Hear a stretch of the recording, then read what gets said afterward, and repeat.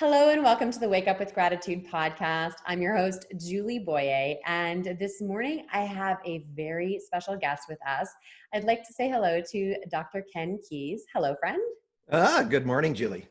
Or I afternoon or evening, depending on when you're watching this, right? Exactly, but we're actually in the same time zone because Ken is actually in Vancouver area of British Columbia, and I'm over on the island. So it's fun to be working with someone who is actually in the same time zone as me, which is amazing. And I'm excited because um, Dr. Keis is the president and CEO of Consulting Resource Group International, also known as CRG. And first of all, you definitely want to be checking out the work that they're doing in leadership and in coaching. It is phenomenal. I'm so excited to have him as a guest today. He's also authored 4 books, and make sure you stick around to the end of the podcast because he does have something special to share with us regarding one of his most recent books. He also is a podcast host. So his podcast is Secrets of Success with Dr. Ken Keis.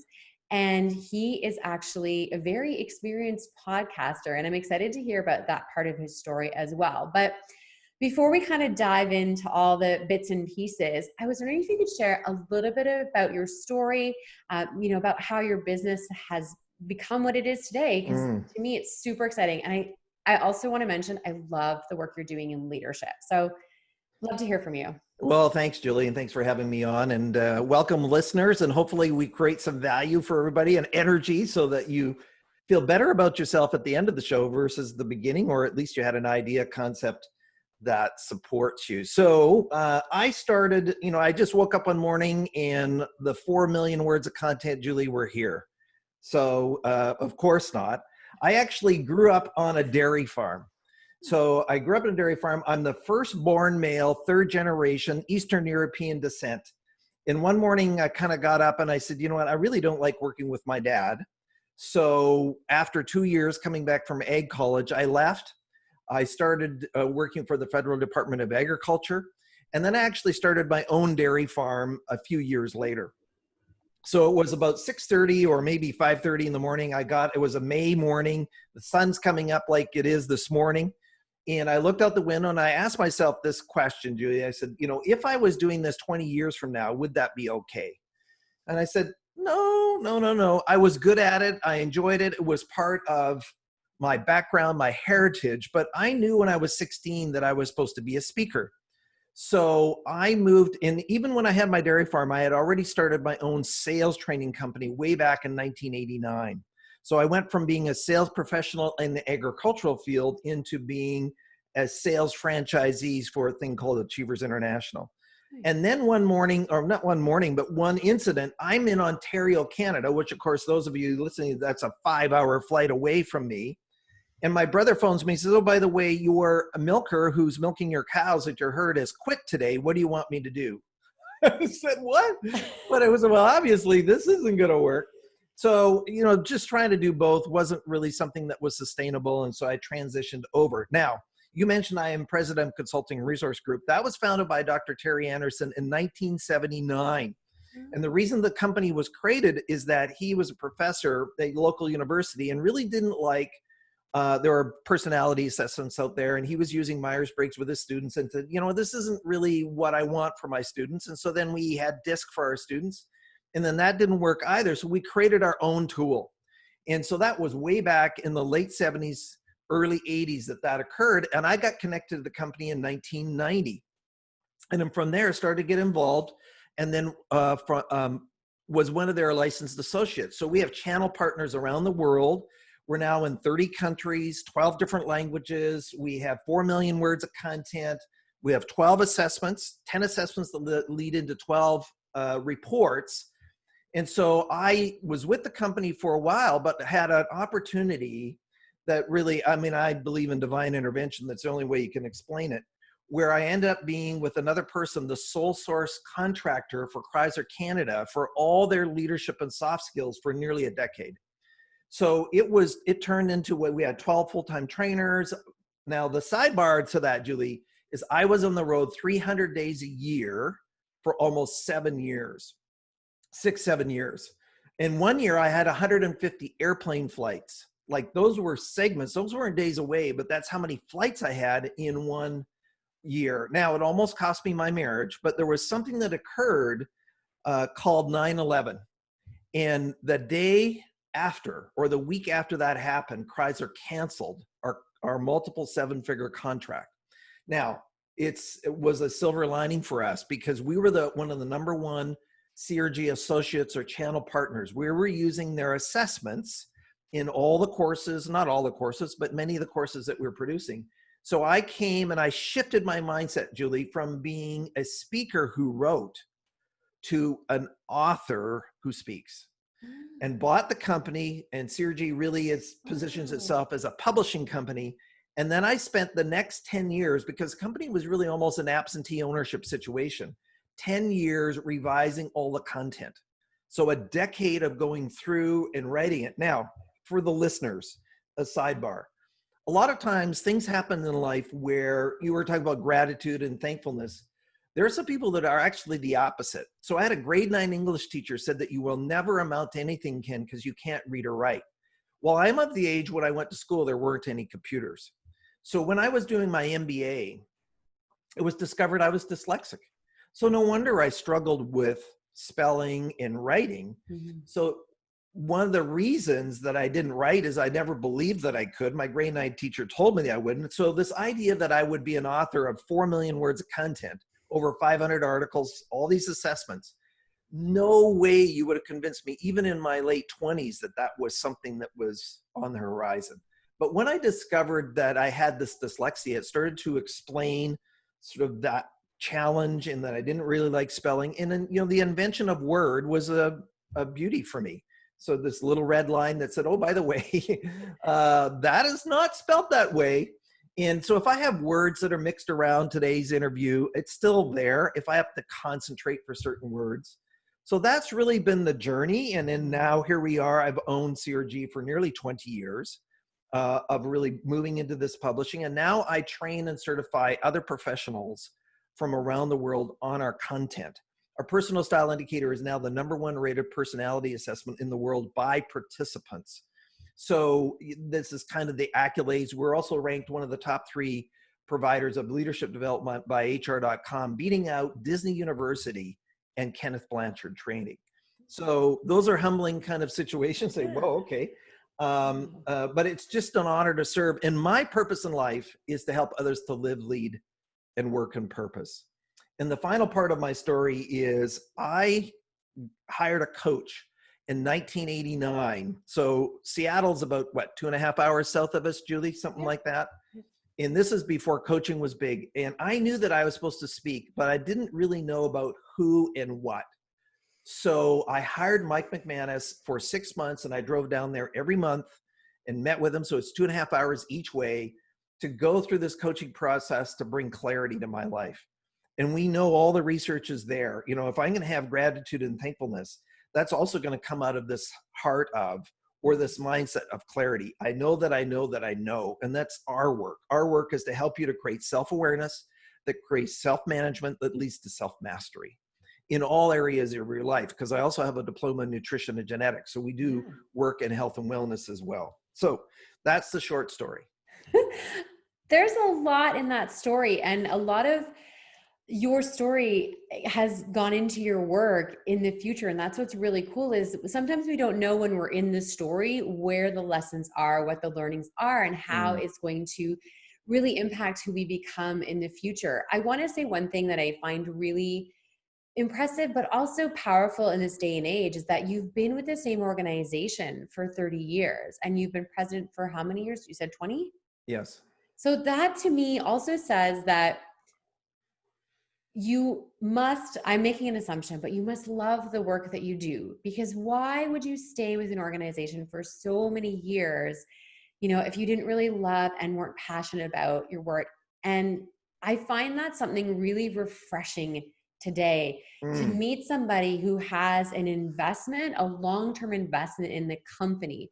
And what would you say, like, how 20 years, does it just feel like it went by in a blink of an eye? Or is it because you've had a lot of hand in how the company grows and stuff? I think it's a little bit of both. And it's interesting you mentioned, ask the question because, my work around life purpose in the book, The Quest for Purpose, which is my latest book, part of I'll say that the sad situation of society is that the majority of people really are not engaged. Part of what you're trying to shift for people around gratitude and thankfulness. Now, one of my mentors and one of the people who actually allowed me to put some of his content in my book is Dr. Martin Sigelman from Learned Optimism. And when his organization did a study, said what was one of the number one traits of people that had well-being? Well, one of the top three is thankfulness and gratitude.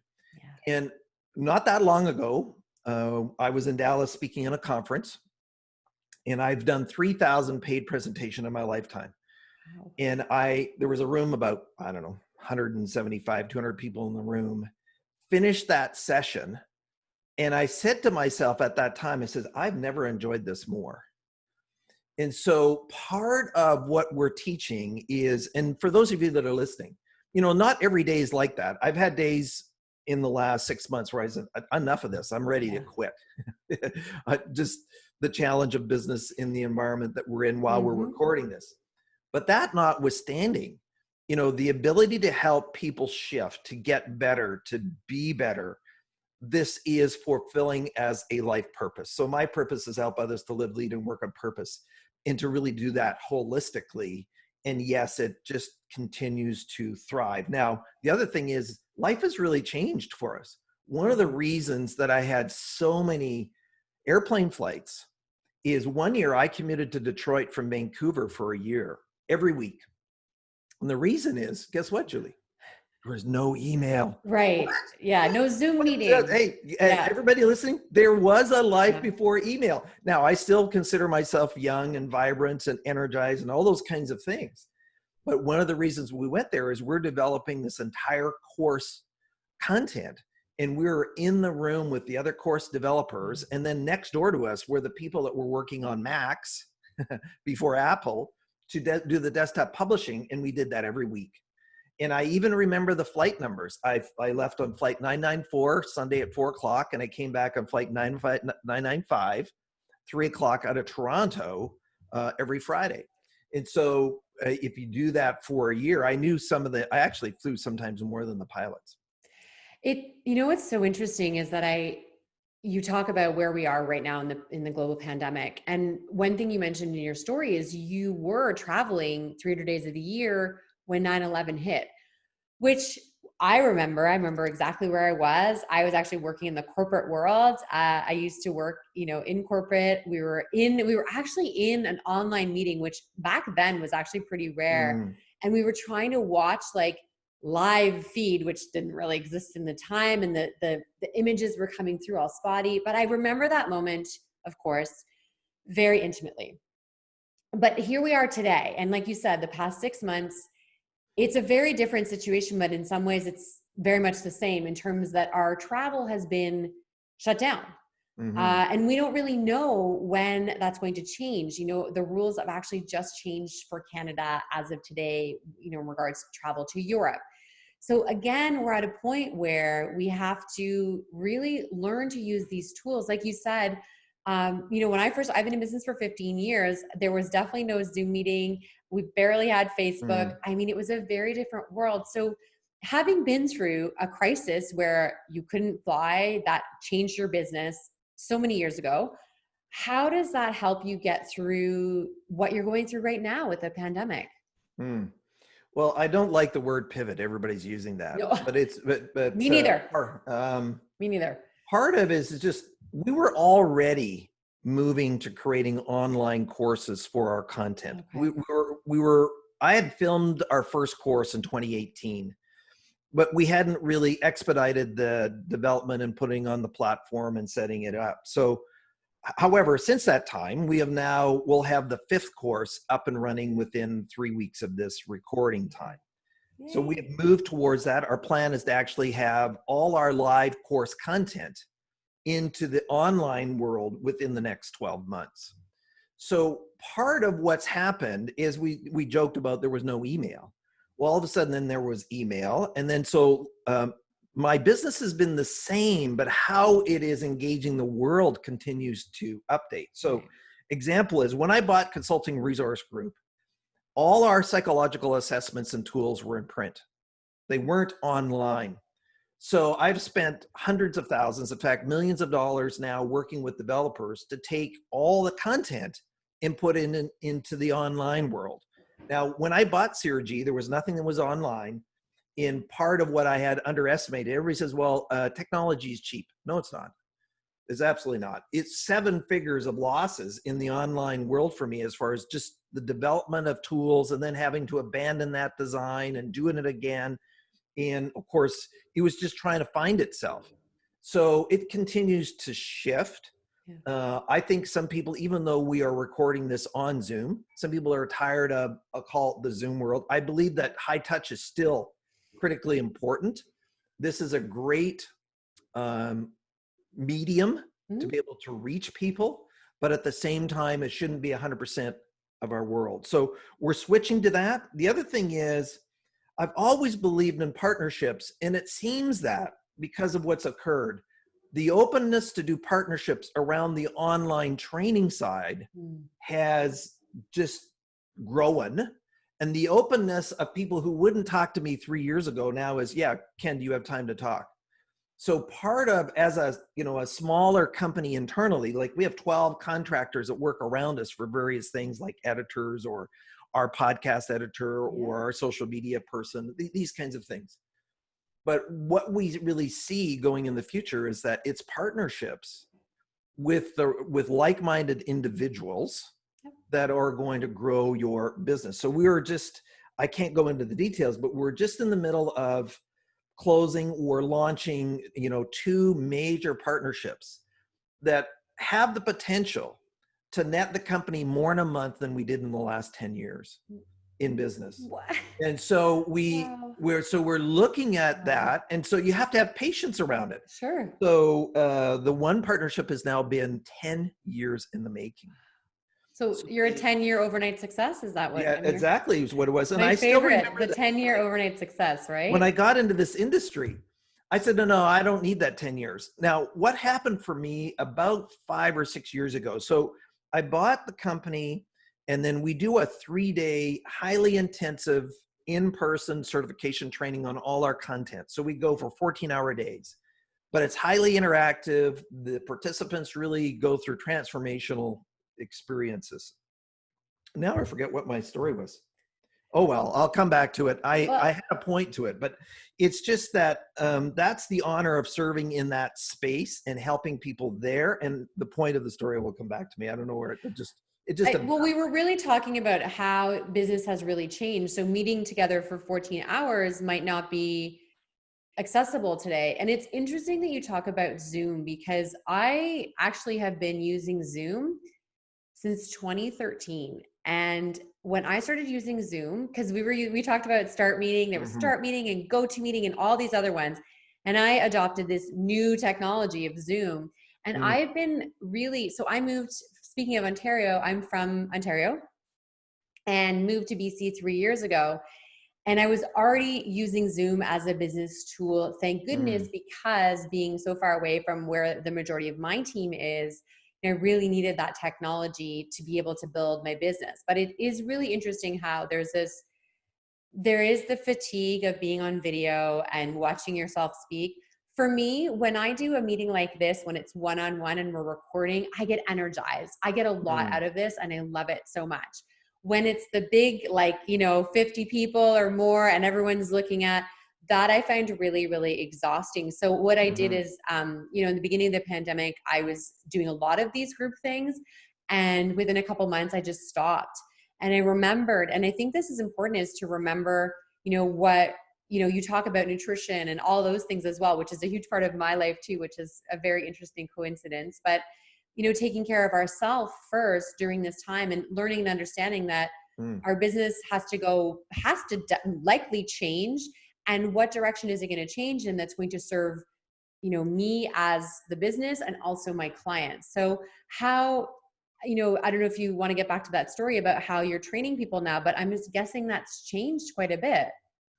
Well, I haven't really figured out how to port the live 3-day certification Yeah. into the online world. And the reason being is a very high percentage of it is interactive partner work and group work that Okay. happens in personal and, in person. Now I know that, there are many platforms that have, okay, breakout groups and go over here and do it. Mhm. We go out for dinner together and we have some wine and then we actually have a game board that we play. We have a game we play Oh, and people cool. are rolling dice and doing all these kinds of things. Well, that's nearly impossible to duplicate in the online world. So we'll see where this is going to go with the rest of the content. Yes, that's of course where we're creating the online learning modules, excuse me, and just how we can reach the different people out there. And of course, the marketplace is, as I said earlier, more open to this Yeah, as an option, it is for sure. as a consideration. In fact, I just had a client who was doing live training using our content and just basically put that on hold for 6 months and said, what are some of the options we need to talk about? Yeah. I have done a fair amount of virtual training. So where, okay, I'm on camera here like this, and then doing what I would do in a live format with the group, wherever that group might be. And that is part of learning and growing how we build business in a time we've never been in before. I wanted to ask you about your podcast though, because you started your podcast, you said about 6 years ago.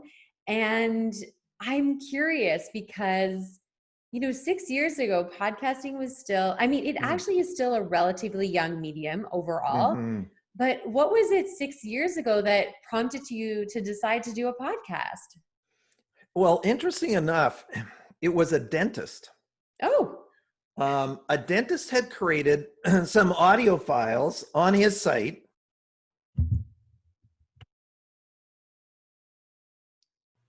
Audio files on his site. And he said, he has his specialty. So he was doing, I think, dentistry, just really whiten your teeth and maybe okay. some implants and that kind of stuff. And so what he said was, he says, please listen to these audio files first before we have a meeting.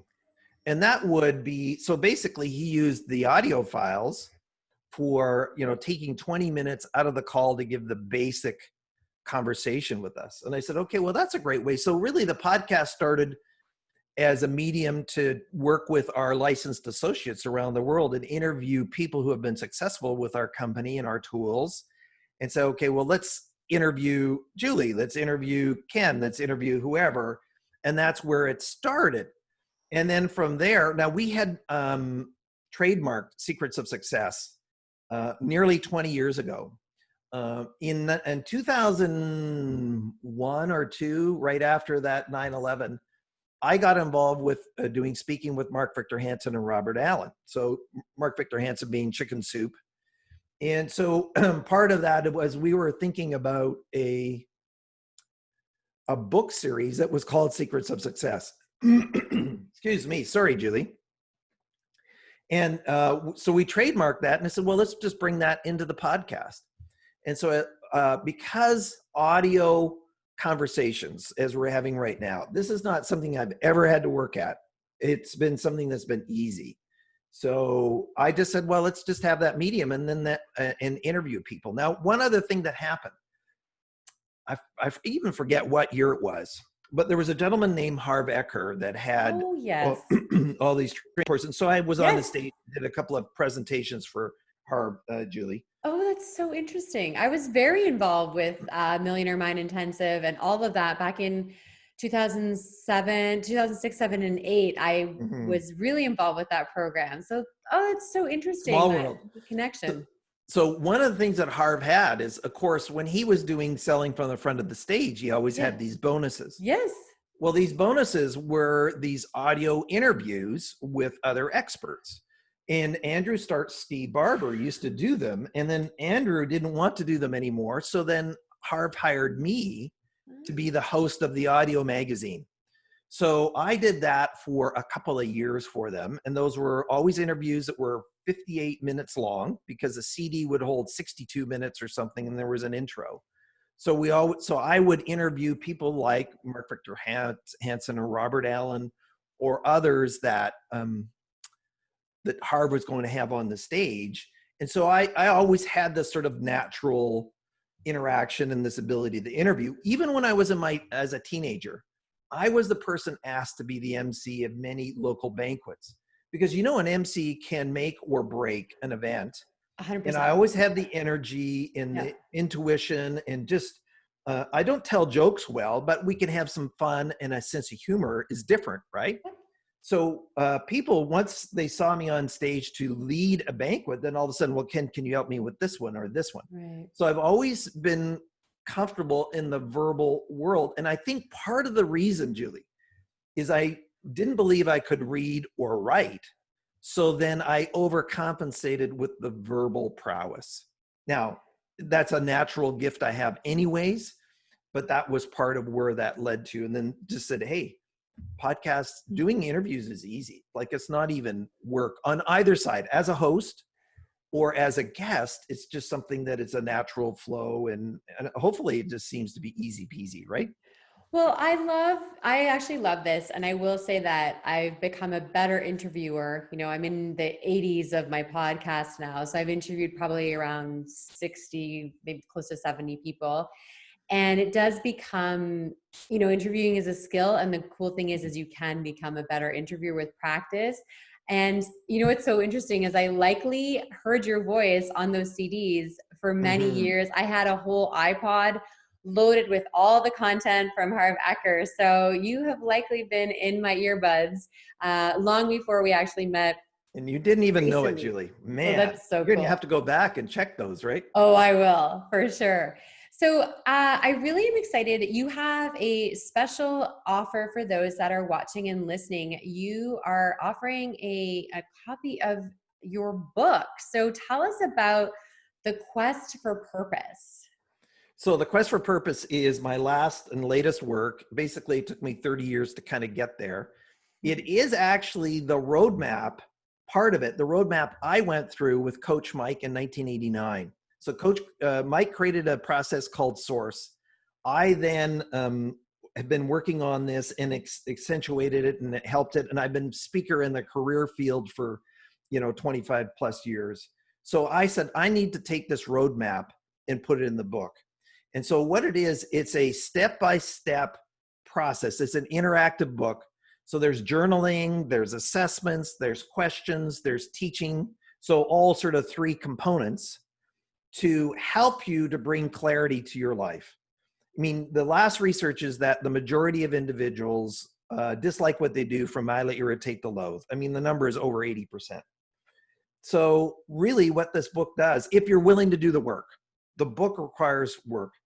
And effort. And I said, well, where would you be in a month from now or 2 months from now or 3 months from now if you didn't do the work? You still be unclear, right? So that is what we're offering. It's an ebook. You can go to my speaker site, which is Keis, KenKeis.com/gratitude. I don't know where we came up with that. It's a hidden URL. And then you'll be able to get a free download of the e-version of the book. And then if you have questions or follow up, we're actually going to be launching, probably by the time this comes out or very soon after, an e-course around the book. Wonderful. So that'll be up and running very, very shortly. Well, I've already filled in my information to get the copy of the book because I'm very excited. And also I noticed that if you wanted the paperback copy, all you have to do is pay for shipping costs. So I think that's fantastic. I love the way that you're using your book to get your message out, which is really, really important. And that's a really great way to help people do the work. And I really appreciate that it's a workbook and not just to tell you how to do things, but you actually have to do the work. So I'm going to commit to doing this work because I've done a lot of similar types of things, but I feel like it's one of those things that you continually want to check in because I where I am today and what I'm doing today is not the same as where I was 2 years ago. And so, revisiting that I think is great. And you mentioned that there's some really important parts in the book around gratitude and thankfulness as well. Well, I have 10 character traits, and one of the 10 character traits is this gratitude and thankfulness. is that if I'm going to live on purpose, then what are the belief systems or character traits that I need to embrace? So some of the other ones beside gratitude are things like being a continuous learner, forgiveness.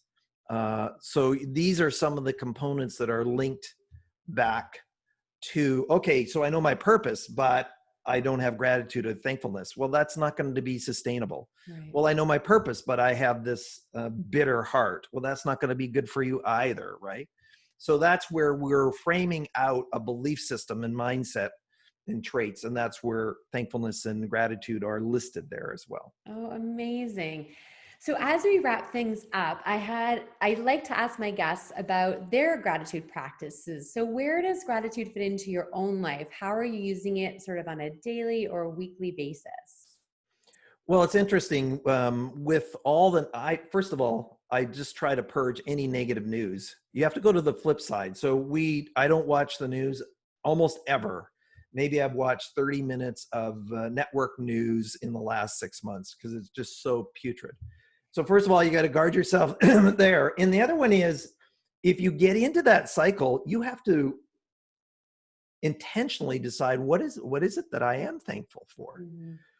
Because you so quickly can get into this negative energy. And even myself, I mean, we all have to do it, right, Julie? Yeah. So my consciousness is, I want to ask myself every day, every week, about what is it that I am thankful for. And one of the things that's in my book is that nothing happens without structure. Well, that chapter is, with permission, based on Marshall Goldsmith's reflective grid. Well, in that grid is asking, what are you thankful for every day? And then you rank yourself and said, did I do my best to be thankful or show gratitude? And what are the things that are coming my way? Because you so easily can go down the slippery slope on the other side. Absolutely. It is really something, I call it a practice because it's something we want to practice every day and remind ourselves to get into that mindset. So Ken, I've really, really enjoyed our time together. There's so much more that I want to ask you, and there's so many ways that I want to continue our conversation. But in the interest of time and for our guests that are listening and watching, where can they continue this conversation with you? Where do they find you online? So they can go to the kenkeis.com site for my speaker site. But as far as all my assessments and tools that support other people, that's crgleader.com. Okay. So Charlie Romeo Golf Leader.com. And then all the information that we have, like we said, the 4 million words of content and all the tools and resources are listed there. And anybody can go on anytime, 24/7, take any one of our tools just immediately, just straight once they purchase it. Amazing. And you're easy to find on LinkedIn. And I love your Twitter feed is great. If you want something positive on Twitter, I would definitely follow you. So really wonderful. Thank you again for this wonderful time together. And I look forward to our future conversations. Thanks for inviting me, Julie. It's been a pleasure.